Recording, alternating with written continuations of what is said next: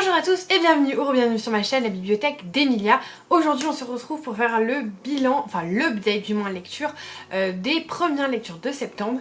Et comme je m'en doutais, après avoir vraiment carburé tout l'été, attendez, je vais rajouter une lumière. Je vous disais, après avoir carburé tout l'été, je savais que mon rythme allait drastiquement chuter. Tout simplement parce que l'été, je sais pas pourquoi, j'ai une frénésie, je lis beaucoup. Les vlogs hebdomadaires, on va pas se mentir, ont beaucoup aidé. Je vous laisse d'ailleurs la playlist ici si jamais ça vous intéresse. Alors il n'y a pas que les vlogs de cet été, mais il y a les vlogs en général. Là, le mois de septembre, avec la rentrée, avec plein de choses à faire, a vu une espèce de baisse significative. Mais on a quand même pas mal de choses dont on va discuter aujourd'hui. Alors, il y a 2 abandons, donc je vous propose qu'on commence tout de suite par ça. Le premier livre, c'est aussi un abandon de saga, du coup. Il s'agit de Demigirls Academy, donc le tome 3, écrit par Elisa Essamore et Kira Legend, et publié chez Hachette Roman. J'avais bien aimé, vraiment bien aimé le tome 1. Le deuxième, je l'avais bien aimé, mais il y avait des travers et des tropes qui commencent à me gêner. Et là ça m'a vraiment beaucoup gênée parce que j'avais pas envie d'une énième saga avec du smut, avec des scènes explicites. Et pour moi en plus Hachette Roman, voilà, je m'attendais à un truc un peu plus jeunesse, un peu plus young adulte. Et on tombe dans ces travers là. Donc je pense que c'est exactement et uniquement pour ça que dès les 50 premières pages j'ai dit allez c'est bon, ça m'a saoulée. J'ai posé le livre, je me suis dit tant pis, c'est pas une saga pour moi. Le premier tome était prometteur mais après ça part un petit peu dans des choses que j'aime pas, et voilà, c'est très personnel. Je sais que par exemple Marie de Mirazonchi l'a adoré, je sais plus si Manon l'a lu, je crois qu'elle l'a reçu mais elle l'a reçu très tard. Voilà, je sais que ça peut être un plaisir coupable, ça peut être une saga coup de cœur, enfin voilà, vraiment c'est pas du tout un jugement, c'est juste que ça tombe dans des choses que je n'aime pas et que je n'ai plus envie de lire parce qu'on en voit partout. D'ailleurs Johanna a fait une vidéo très intéressante sur l'évolution de la romantaisie et le journal de la citadelle de ma lecture. Et je suis totalement d'accord avec elle. Je pense que voilà, il y en a marre des mêmes choses, il y en a marre des scènes explicites, il y en a marre des failles, il y en a marre des... Bref, alors là, on n'est pas du tout dans les failles, mais on est dans des choses que je cherche à fuir en ce moment en littérature. Alors du coup malheureusement c'est une saga qui part aux oubliettes pour moi. Le prochain livre, franchement je suis hyper déçue, mais si vous savez comme je suis déçue, je m'attendais à l'adorer, j'avais envie de l'adorer, je trouve Sarah en plus absolument adorable et le concept, l'histoire, le monde tellement intéressant, mais malheureusement, dans le bon sens c'est mieux, malheureusement j'ai abandonné La Tisseuse de Mélodie, donc de Sarah Bassi, publié aussi chez Hachette. Il était magnifique, il avait tout pour me plaire, un système de magie basé sur la musique, qui est en plus hyper intéressant. Chaque ville, je crois, est associée à un dieu qui a donc le nom d'une note de musique, qui donne différents pouvoirs. Elle est sur Solvara, donc le dieu Sol, qui permet de tisser des mélodies, qui permettent de voir dans le futur. C'était hyper intéressant et surtout, ça pouvait vraiment bien marcher. Malheureusement, je n'ai pas du tout accroché à sa plume et j'aurais tellement voulu. Je vous jure, j'ai tellement envie d'aimer ce livre, mais malheureusement, j'y suis pas arrivée.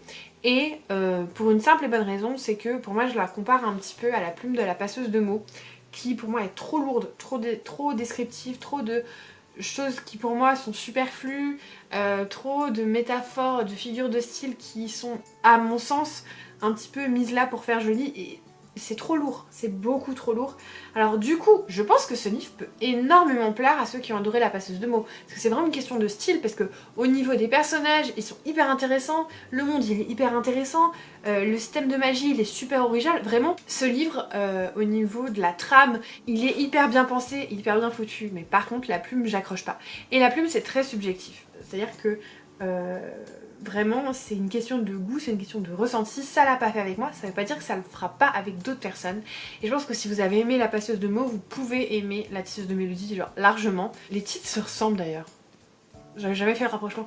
Bref, je pense que vraiment si vous aimez La Passeuse de mots, allez-y, foncez, vous allez vraiment passer un bon moment. Si vous n'avez pas accroché avec La Passeuse de mots, je pense que c'est pas un livre pour vous parce que on est sur une écriture qui est à peu près similaire. Et voilà, moi ça l'a pas fait avec moi malheureusement, c'est comme ça, c'est la vie. Qu'est-ce que vous voulez que je dise? Un petit graphique rapido que j'ai lu toujours chez Hachette. Pour ça je me suis dit oh là là, 2 livres de suite Hachette, mon dieu. Et en fait j'ai reçu donc Respire Charlie de Fantine, publié chez Hachette dans leur collection graphique. Et c'était tellement tout doux. C'était, pour le coup, j'ai vraiment apprécié ma lecture, j'ai trouvé que c'était hyper chouette. J'ai trouvé qu'on avait une représentation de l'anxiété qui était assez bien dépeinte. J'ai trouvé les graphismes absolument adorables. Bon là il y a de la couleur mais en général c'est plutôt assez pastel. Et j'ai beaucoup accroché avec les graphismes. j'ai complètement relate avec l'histoire. Alors ça m'est pas arrivé exactement la même chose, mais je me suis replongée dans mes émois d'adolescente où j'avais l'impression que je survivrais pas à une rupture alors que la preuve, hein, je suis là et je vais me marier. Mais vous voyez, c'est ces moments où c'est tellement fort qu'on se dit qu'on n'arriverait jamais à le surmonter, alors qu'en fait c'est la première fois qu'on est pseudo-amoureux et qu'on sait même pas encore ce que c'est que l'amour véritable, l'amour le vrai, celui qui vous transporte, c'est juste les émois amoureux en fait.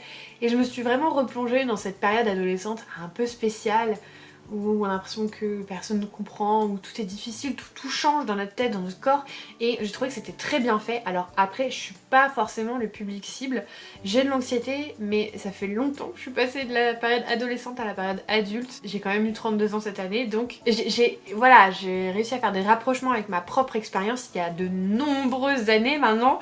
Parce que mes 16 ans c'était il y a 16 ans du coup, je pense que c'est un roman qui peut faire beaucoup de bien à toutes ces jeunes filles, même pas forcément que filles, hein, mais tous ces jeunes gens qui sont dans cette période où tout est compliqué, tout change, que c'est des émotions nouvelles qu'ils n'arrivent pas à assimiler, tout est une proportion absolument énorme. Et je pense que voilà, c'est un joli roman graphique. Franchement, je peux que le conseiller. Je pense que je le passerai à peut-être une copine à moi qui va bientôt avoir une jeune fille adolescente. Alors, elle l'est pas encore, mais je vais lui passer pour dans quelques années. Je pense que ça peut être assez chouette qu'elle l'ait à disposition, qu'elle puisse lui donner. C'est du coup un graphique que je vous recommande. On va passer à mes 3 autres lectures qui ne sont pas des abandons et qui sont des romans. Et pour le coup, c'est 3 réussites. Donc là, c'est plutôt chouette. Le premier, sans grande surprise, Les détectives du Yorkshire, Rendez-vous avec la justice, le tome 9, l'avant-dernier tome, c'est officiel, j'ai vu. Le tome 10 sort en octobre cette année, donc je vais pouvoir clôturer cette saga. Oh, cette longue saga. Ah, j'ai pas envie de les quitter, mais en même temps il faut. Voilà, c'est toutes les bonnes choses ont une fin. Difficile de vous le résumer, à part vous donner le résumé du premier tome qui est très loin maintenant de ce qu'on est. On a Samson qui était à la police de Londres et qui s'est fait piéger, qui retourne du coup dans sa ville natale, où les pas accueillis avec les plus grands éloges, puisqu'il y avait eu un drama plutôt, plus qu'un drame d'ailleurs, quand il était parti de la ville par rapport à plein de choses, et du coup tout le monde le regarde un petit peu d'un mauvais oeil, sauf Delilah qui décide de lui donner une chance, qui elle est un petit peu l'enfant chéri de la ville, du village, et qui va lui louer un local pour qu'il installe en fait son agence de détective, tandis qu'elle, elle essaye de faire décoller son agence de rencontre matrimoniale, et le jour où des personnes de son agence à elle meurent, c'est là que Samson va commencer à mener l'enquête et un duo va se former entre les deux. Un duo absolument adorable, que j'adore, qui grandit au fil des tomes et qui mûrit et qui passe par plein de nouvelles choses. Et là, on a vraiment un point fort dans leur relation qui est hyper chouette.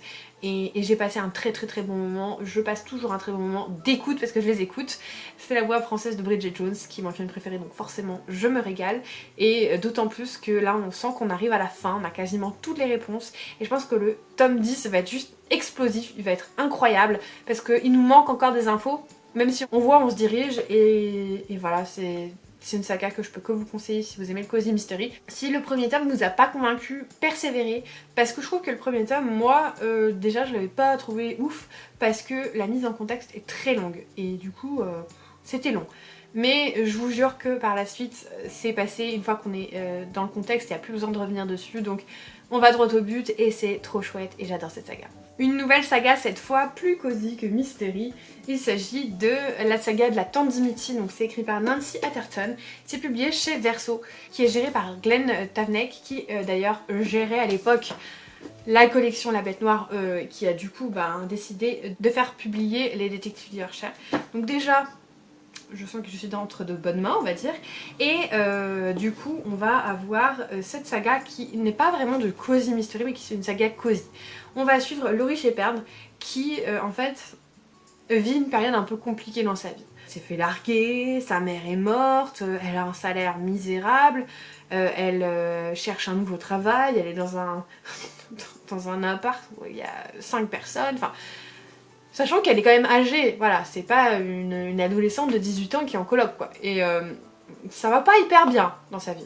Sa mère est décédée il y a quelques années, et en fait, il va y avoir une certaine tante Dimitri dont elle entendait des histoires par sa maman, et dont elle a toujours cru que c'était un espèce de mirage, un peu comme certains mythes de nos enfances, j'en dirai pas plus parce que je ne sais pas qui regarde cette vidéo, donc je voudrais pas briser la magie de qui que ce soit, mais je pense que vous voyez de quoi je parle. Et du coup elle a toujours cru qu'elle n'existait pas, cette fameuse Tante Dimity, et en fait à sa mort elle va être du coup l'héritière de Tante Dimity.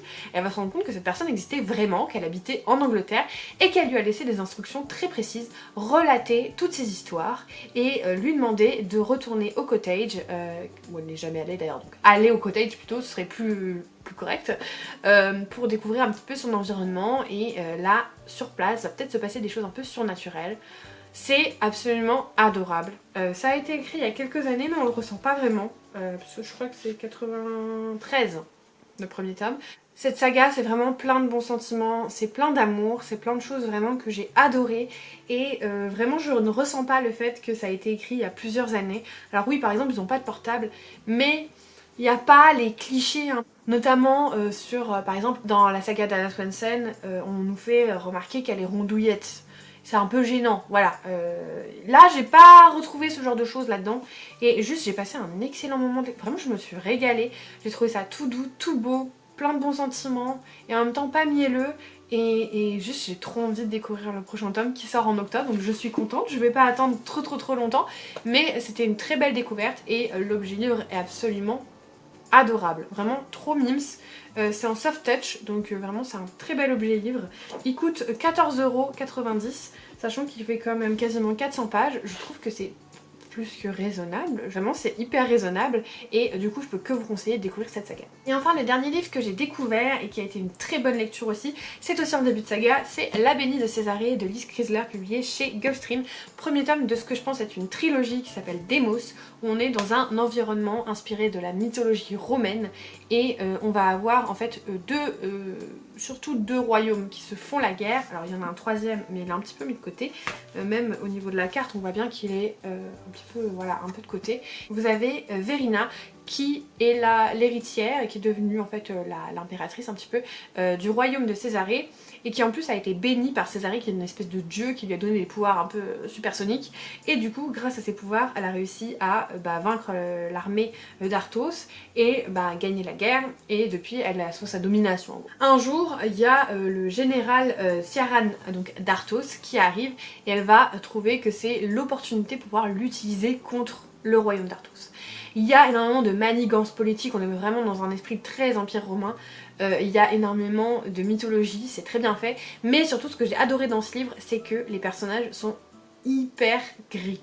C'est-à-dire que vous n'avez aucun personnage qui est gentil, vous n'avez aucun personnage qui est foncièrement méchant, et même je dirais plus que le personnage principal, techniquement c'est un peu un méchant, mais vous avez quand même de la pitié pour lui, vous avez envie quand même qu'il gagne, même si vous savez qu'au fond de vous c'est pas forcément quelqu'un de très bien, mais vous avez envie, voilà, que parce qu'il lui est arrivé des choses, parce que voilà, elle a vécu ce qu'elle a vécu, vous avez quand même envie qu'elle gagne, alors qu'en fait elle est plutôt méchante, mais tout le monde est méchant de toute façon, donc en fait voilà, c'est pas comme si elle était méchante et que les autres étaient tous gentils, voilà. Et je trouve que c'est hyper original. Et au-delà du personnage un peu méchant, je trouve que l'histoire est aussi très originale, c'est hyper bien fait.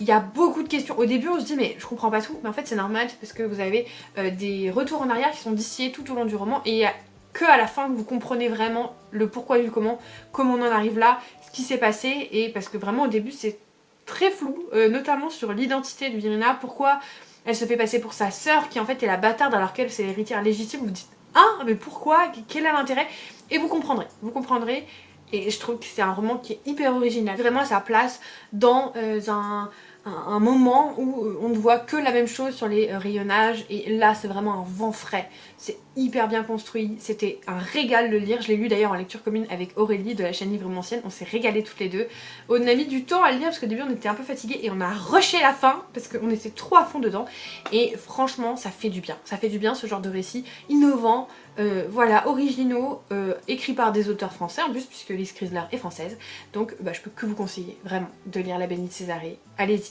découvrez ce livre parce qu'il est génial. Et voilà, on arrive à la fin de cette vidéo. Si vous êtes toujours là, n'hésitez pas à mettre un petit emoji tasse de thé, puisque le Cozy Mystery est quand même pas mal à l'honneur dans cette vidéo. Je vous remercie pour tout votre soutien vidéo après vidéo, comme je vous le dis à chaque fois, mais c'est vrai parce que vraiment vous m'avez aidé à passer l'été, c'était super chouette, et là je suis très impatiente de tout le contenu d'automne que j'ai envie de vous tourner. Voilà, je suis hyper galvanisée et motivée par la rentrée.